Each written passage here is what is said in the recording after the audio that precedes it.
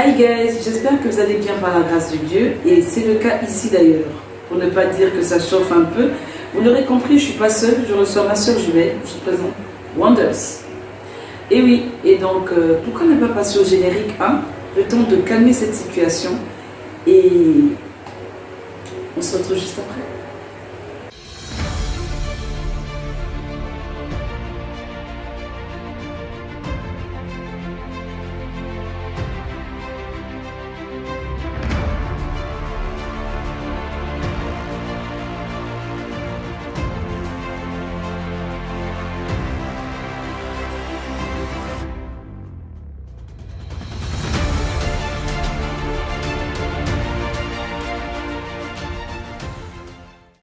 Hello! Alors de retour sur ce plateau, ça va beaucoup mieux, je vous rassure. Hein Wonders? Ok, alors je nous annonce le troisième thème, les pas progressifs vers la tentation. Est-ce que vous savez qu'à chaque fois que nous tombons dans la tentation, il y a tout un chemin, tout un parcours, des escaliers que nous avons eu à emprunter? Et avec l'enseignement qui va suivre, nous allons voir qu'il y a 6 escaliers au total, pour ne pas dire 5, ou même 4, avant de tomber totalement dans la tentation. Ça veut dire que c'est des choses qu'on peut maîtriser. Tiens, je vous donne un exemple. Imaginez que, pour une raison ou pour une autre, concernant votre santé, le médecin vous interdise formellement de manger une pizza ou tout ce qui est fast-food, mais beaucoup plus la pizza parce que le fromage, vous avez une intolérance au lactose et que vous avez des problèmes après et que le docteur vous interdise formellement la pizza. Imaginez que vous aviez envie de faire plaisir à votre sœur et après votre boulot, vous passez où? Devinez où? À une pizzeria, acheter la pizza qu'on vous a interdit vous de manger et vous venez l'offrir à votre sœur.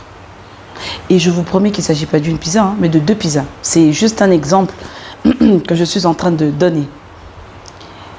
Dites-moi, vous ne serez pas tenté? Parce que déjà, aller à une pizzeria, ça demande qu'on puisse regarder le menu, qu'on puisse commencer à faire un choix déjà, de commencer à passer la commande, d'attendre. Et dans une pizzeria, ça sent la pizza. Il y en a d'autres qui mangent la pizza. On regarde à gauche, à droite, on est tenté, on a envie de manger. Mais il y a la seule différence qu'on ne peut pas manger. Et on ramène les 2 pizzas à la maison. Et là, du coup, on dit à sa sœur, c'est pour toi. Bon. Bref, suivant cet enseignement du pasteur Miles Monroe sur les pas progressifs vers la tentation. Et on se retrouve juste après. Ok, laissez-moi partager avec vous quelques idées concernant la tentation. Je l'ai appelé les pas progressifs vers la tentation. Le premier pas, c'est quoi? Tu vois des choses. Tu ne peux pas vouloir des choses que tu n'as pas vues. C'est pourquoi la Bible dit qu'il est mieux pour toi d'arracher ton œil et d'aller au ciel sans ton œil que d'avoir 2 yeux et finir en enfer. Ça veut dire quoi? Qu'il y a des choses, il y a des endroits que tu ne peux pas regarder. Tu sais, tu peux entendre des gens te dire « Ne va pas dans une boîte de nuit. » Mais je ne veux rien faire de mauvais. Ne va pas dans le disco. Je suis chrétien, mais je peux y aller, non? M'amuser un peu et boire du coca. Tout le monde fait des choses comme ça, non? Ce n'est pas l'endroit qui a un problème. Le problème, ce sont tes yeux. C'est de là-bas que commence toute chose. Tu ne peux pas désirer des choses que tu n'as pas vues. Elle a fait quoi? Elle a vu le fruit.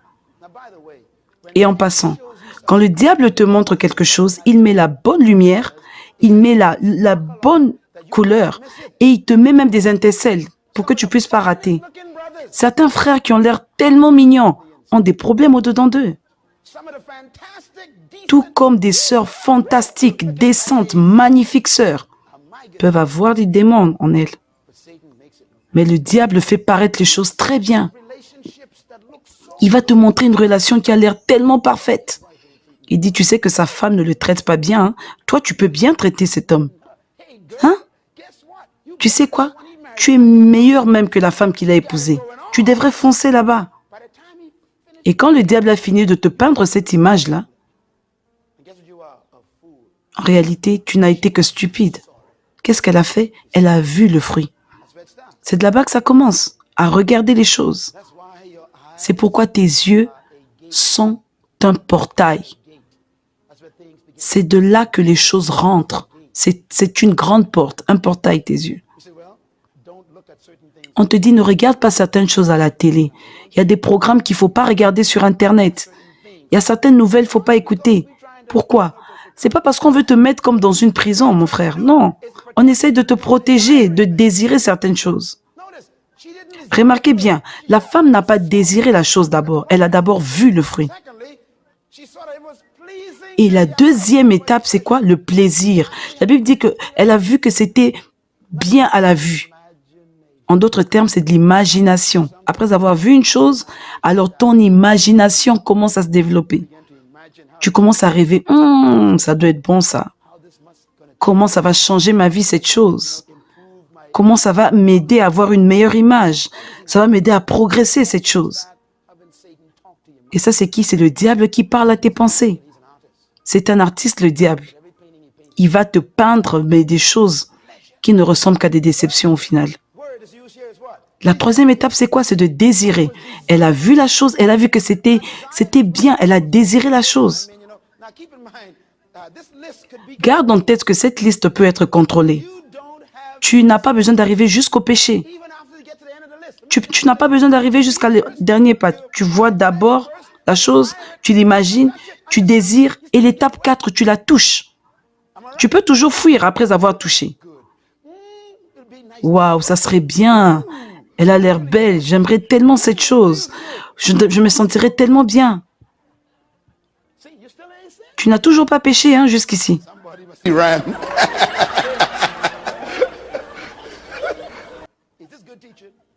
Est-ce que c'est un bon enseignement? Vous êtes tellement calme, je me demande si vous apprenez quelque chose.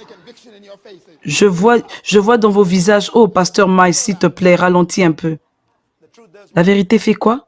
Elle te libère. Elle te libère de quoi? Du mensonge et de la déception. Elle a vu le fruit.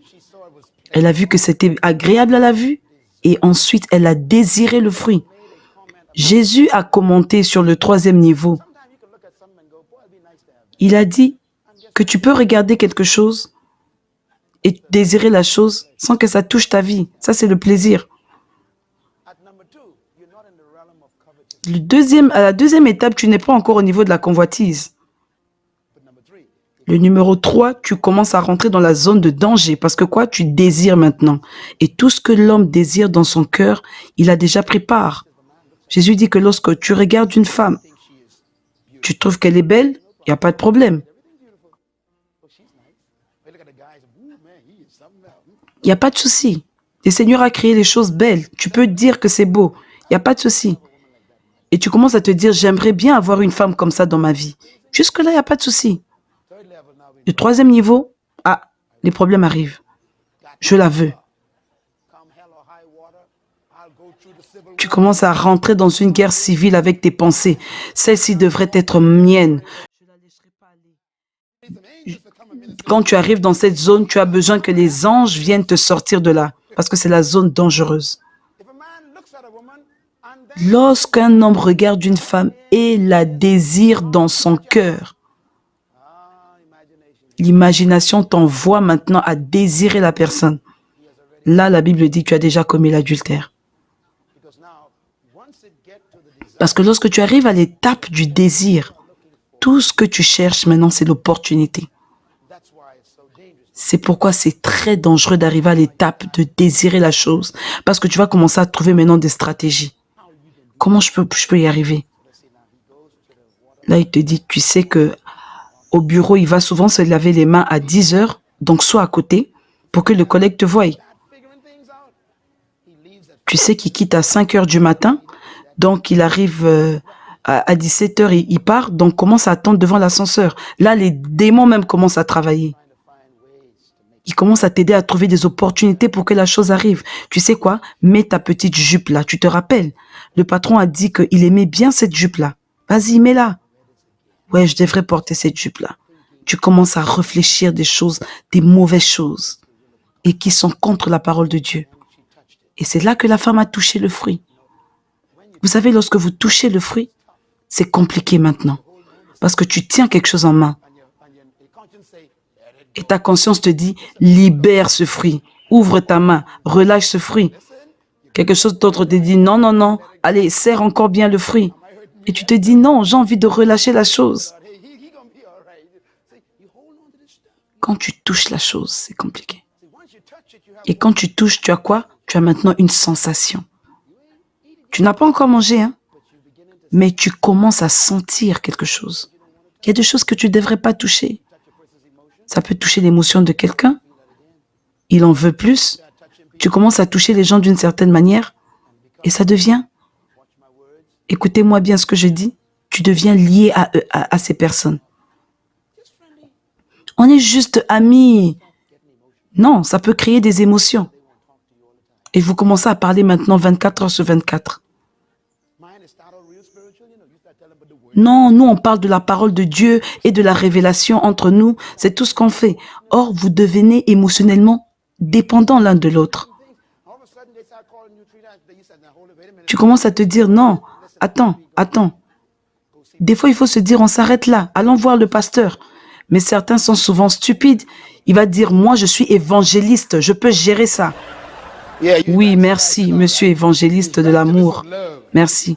Ou peut-être évangéliste de la convoitise. Toucher. Toucher, c'est compliqué. Elle a touché le fruit. Il y a un niveau où tu ne devrais pas toucher une personne. Prie pour elle, emmène la parole de Dieu et pars. Mais quand ça devient une dépendance, il faut faire un stop. Parce que cet arbre-là est autour de vous. C'est l'arbre de la connaissance du bien et du mal. Et la dernière étape très importante, on dit, elle a goûté le fruit. Quand tu goûtes, tu crées ce qu'on appelle l'appétit. Et ça devient très compliqué. Tu es maintenant dans l'eau et tu dois nager, sinon tu vas couler. Vous savez, je me demande toujours pourquoi Joseph a laissé sa tunique. Ça veut dire qu'il était là trop longtemps. Certains pensent que vraiment Joseph était un homme puissant. Non, attention, il a été tenté là. Il est resté trop longtemps. Mais qu'est-ce qu'il faisait jusqu'à ce qu'il était proche de cette femme? Qu'est-ce qu'il faisait dans cette chambre? Vous savez quoi? Il était arrivé au numéro 3. Je vous dirai pourquoi il était arrivé au numéro 3. Parce qu'il dit, Pharaon n'était pas à la maison. Qui a écrit ce livre? Moïse. Et qui a dit à Moïse? C'est Joe. Joe a dit à Moïse ces choses. Il dit, Potiphar n'était pas à la maison. C'est une stratégie, une excuse déjà. Alors quelque chose s'est passé à Joseph. Je crois que la conscience de Dieu a dit, Joe, comment sinon cette femme a fait pour avoir l'habit de Joseph? C'est parce qu'ils sont arrivés à l'étape 4. Elle a touché Joseph. Ah oui.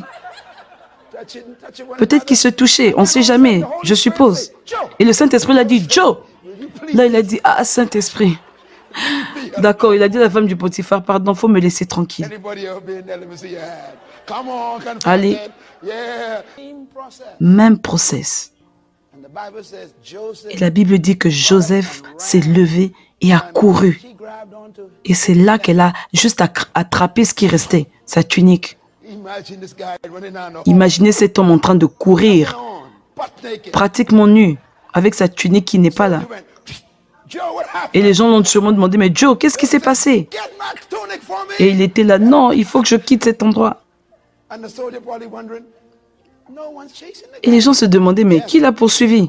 Sa conscience l'a poursuivi. Et ta conscience te poursuivra toujours.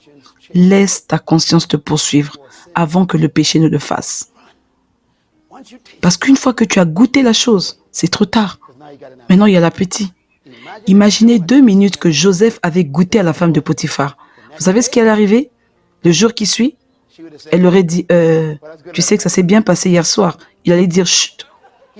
Et la semaine prochaine, la semaine suivante, il serait encore reparti. Là, ils allaient commencer à trouver des stratégies pour se retrouver. J'ai conseillé plusieurs personnes avec des problèmes similaires. Le 6e niveau de la tentation, c'est quoi? C'est le partage. À chaque fois que tu es dans une activité pleine de péché, tu as besoin de la compagnie. Parce que ta culpabilité te fait dire, partage avec quelqu'un d'autre. Et tu commences à te promener avec des gens qui aiment bien dire, faisons ça, faisons ça, allons ici, allons dans cet endroit. Parce que ceux qui pêchent ont besoin de la compagnie. La femme a mangé et maintenant, elle a emmené le fruit à son mari pour partager. Quand les gens te donnent des cadeaux, fais attention. Tu vas entendre quelqu'un te dire, j'ai envie que tu viennes partager avec moi un verre. C'est moi qui paye. Viens, je veux payer pour ça. Viens, on va aller prendre une bière. En tout cas, la première fois, au moins, ils vont payer pour ça. Parce qu'ils aiment bien partager le mal qu'ils ont. Ils vont commencer à te raconter leur week-end, comment ils ont couché avec une femme. Tout ça parce qu'ils sont en train de partager le mal avec toi. Parce qu'ils ne veulent pas que quelqu'un autour d'eux devienne leur conscience. Parce que quand tout le monde est dedans, alors personne ne va en parler. Je crois que la première question d'Adam aurait dû être, où est-ce que tu as attrapé ce fruit? Je crois que Ève était tellement belle et que Adam était tellement fou d'elle. Souvent, les gens, tout le monde peut dire que la chose est bonne, mais c'est pas correct. Il faut laisser. Il y a certaines personnes qui aiment trop des gens. N'aime personne plus que Dieu, sinon la personne devient ton idole. Je crois que Adam avait vu cette femme parce que Dieu l'a dit pendant qu'il était en train de maudire Adam. Il lui a dit, tu as plutôt écouté ta femme. Ça veut dire quoi? Que deux personnes avaient parlé, Dieu et sa femme. Sauf que tu as aimé ta femme plus que moi. Il y a des gens qui te diront, si tu me laisses, ma fille, tu ne trouveras jamais quelqu'un comme moi.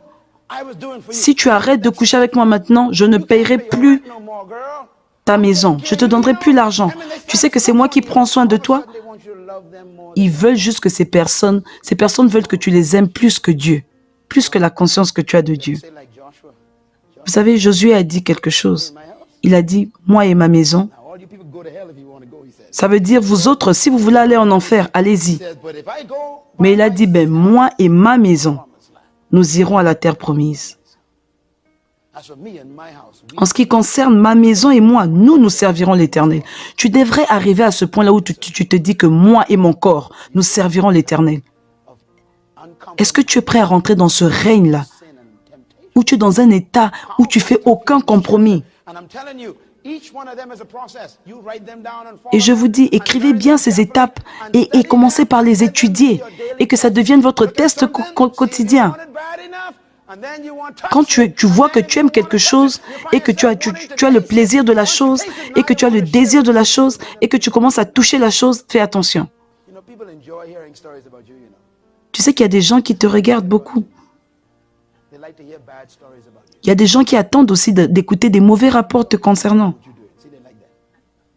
Il y a des gens qui vont se dire, mais pourquoi tu me parles de remettre ma vie en ordre? Mais regarde ce que toi tu fais. Adam a mangé le fruit avec sa femme. Waouh, waouh, il y a rien à dire. Il n'y a rien à dire. Vous savez, à chaque fois que nous tombons dans la tentation, nous avons parcouru beaucoup de chemin pour y arriver. C'est toujours pas évident. Nous luttons tous les jours. Mais il faut vraiment que nous puissions tenir ferme. La Bible déclare « Veillez et priez » afin de ne pas tomber dans la tentation. Que l'esprit est bien disposé, mais c'est la chair qui est faible. Alors que faire pour ne pas tomber dans la tentation? Plusieurs choses. Nous pouvons faire plusieurs choses pour ne pas tomber dans la tentation. Et le pasteur Miles Monroe nous a dit, ça commence par voir. Je bénis Dieu pour la vie de ma sœur. Elle a donné une pizza au voisin. Et la dernière, je crois que je l'ai mangée tout à l'heure. Il y a des choses que tu n'es pas supposé voir. Sinon, ça te fait tomber dans d'autres choses. Tu dois faire un effort de tenir. Tu dois faire un effort de te dire, je ne touche pas à ces choses. Avec toute la bonne volonté du monde, une personne qui, jadis dans la drogue, après avoir donné sa vie à Christ, a décidé, c'est un frère qui témoigne, il a décidé de retourner dans le ghetto où il y avait beaucoup d'autres personnes qui se droguaient ensemble avec lui, juste pour les dire, vous savez quoi, Jésus sauve, vous devez arrêter avec la drogue. Mais devinez quoi, en retournant parler aux autres de la drogue, il est resté dedans. Je ne te demande pas de ne pas évangéliser aux gens d'où tu es sorti, non. Mais ce que je te demande, c'est de bien t'entraîner avant de retourner. Parce qu'à certains endroits, il y a certaines choses, avec toute la bonne volonté du monde que tu auras, il serait bien pour toi de ne pas remettre tes pieds. Il serait bien pour toi de ne pas remettre tes pieds. Je pourrais te citer beaucoup d'autres exemples comme ça. Des personnes qui sont sorties des choses qui n'étaient pas bonnes, qui ont voulu aller d'abord évangéliser les autres. Mais toi-même d'abord, est-ce que tu vas bien? Est-ce que tu es maintenant debout sur tes deux pieds? Est-ce que tu peux maintenant aller parler aux autres? Est-ce que tu peux maintenant aller aider les autres? Et ça, c'est le Saint-Esprit qui te fortifie. Ne compte pas sur ta propre force. Sinon, ne dis pas après que tu es tenté. La Bible dit que personne ne dise s'il est tenté que cela vient de Dieu. Parce que Dieu, il ne tente pas. Il éprouve ses enfants, mais il ne tente pas. Donc, mon exhortation pour toi, c'est de toujours te rappeler que comme dans l'avion, il faut d'abord que tu prennes ton masque, tu respires avant d'aider le voisin. Parce que si tu veux commencer par aider tout le monde en cas de turbulence et que toi-même tu n'as pas mis ton propre masque, tu seras d'aucune aide à personne. Parce que dans quelques minutes, tu vas perdre de l'oxygène, tu ne pourras plus respirer et tu vas mourir. Donc le plus important, c'est quoi? C'est d'abord de porter ton masque, de bien respirer avant d'aider les autres. Que rien du tout ne te fasse tomber dans la tentation. Qu'aucun prétexte, aucun prétexte, je veux dire, aussi juste que cela puisse paraître, ne puisse t'aider à tomber dans la tentation. Non. N'avance pas de raison pour ça. Il faut fuir. L'apôtre Paul parle de fuir. Et une autre stratégie qui va vraiment t'aider à vaincre la tentation, j'aimerais que tu puisses essayer de lire, de méditer sur la tentation de Jésus. Dans Matthieu 4. Et tu verras qu'il y a beaucoup de choses qui se passent dès que le Seigneur il passe cette étape de la tentation. Il y a beaucoup de choses qui se passent. Déjà, on dit qu'il y a des anges qui sont venus le servir. Ensuite, on dit que sa renommée s'est accrue dans toute la Judée. Les gens ont entendu parler. Il y a le dernier verset encore de la fin qui dit, dès cet instant, Jésus se mit à prêcher. Comme s'il fallait un déclic. Donc, à chaque fois que tu es en face d'une tentation, dis-toi que c'est ton examen. De la même façon qu'on a besoin de passer un examen du baccalauréat pour aller à l'université, de passer un examen du probatoire pour passer en classe de baccalauréat, ou je ne sais quel examen, de la même façon qu'on passe ces examens, la tentation est un examen. Et à chaque fois que tu sors de là, haut les mains, je peux te certifier que tu viens de gagner un gros lot. Et souvent, en gardant ça en tête, on fait un effort de tenir. Oui, on est tenté. Oui, on veut faire cette chose. On l'a vu, on l'a touché. Oui, il y a moyen de s'arrêter. Il y a moyen de s'arrêter. Il y a moyen de s'arrêter. Et ça, avec beaucoup de volonté, le Saint-Esprit nous donnera la force. J'espère que ça vous a vraiment plu, cet enseignement du pasteur Miles Monroe sur les étapes progressives vers la tentation. J'espère que vous avez tiré quelque chose. Nous laisserons notre numéro WhatsApp, comme beaucoup l'ont demandé, en description. Essayez de nous contacter directement. Vous luttez contre quelque chose, vous avez besoin de discuter, vous luttez avec certaines choses, certaines habitudes, vous avez donné votre vie à Christ, vous ne l'avez pas encore fait, nous sommes disponibles pour vous. Le numéro sera juste en description du lien. Essayez de cliquer en bas de la vidéo et vous verrez le numéro WhatsApp. Rentrez directement en contact avec nous. Il y a plusieurs personnes qui sont prêtes à vous aider, à vous accompagner. Que Dieu vous bénisse. Vous savez ce qu'il y a à faire, hein? Allez, push, push. Et surtout, n'oublie pas, c'est très important, quand ça sonne là, tu cours vite. Allez, God bless you.